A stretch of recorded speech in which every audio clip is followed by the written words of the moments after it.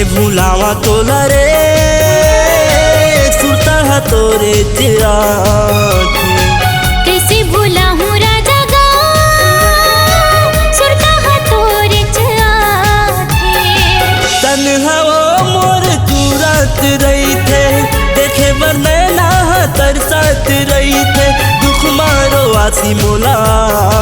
थे कैसे भूला हूँ राजा गाँव सुरता हा तोरे कैसे भूलावो तोलाओ सुरता हा तोरे तेरा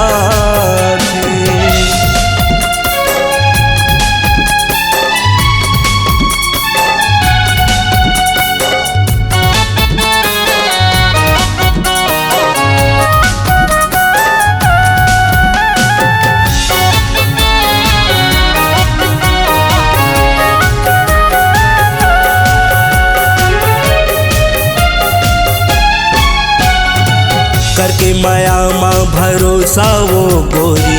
दिल में तोला वो बसाए तोला जाने गोरी सपना के रानी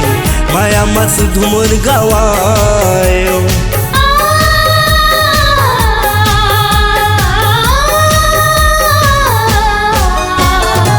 करके भरोसा माया मांगा राजा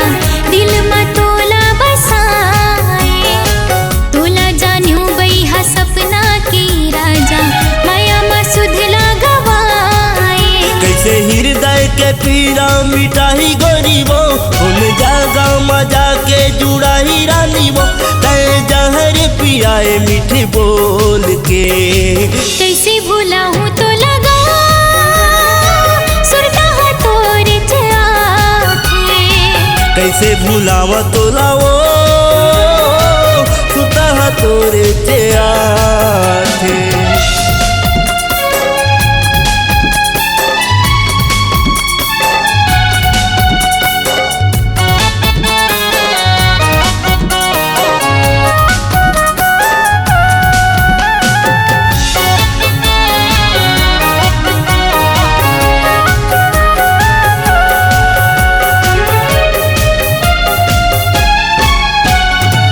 काबर खेले मोर मन ले वो गोरी थोड़ तुम मायाला नहीं तो जाने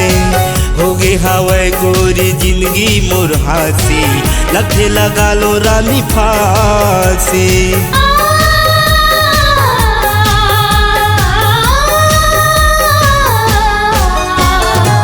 काबर खेले मोरे मन लेगा राजा थोड़ को मायाला नहीं जाने होगी ही राजा मोरे जिंदगी गा हासी लखे लगा लो मैं फांसी काबर पीरित के बोली नहीं जाने गोरी वो बस घर माता आगी लबार गोरी वो अब मुश्किल हो गे रानी जीना कैसे भूला हूँ राजा गाँव सुरता हा तोरे कैसे भूलावा तोला रे सुरता हा तोरे थे कैसे भूला हूँ तो लगा सुरता हा तोरे कैसे भूलावा तोला रे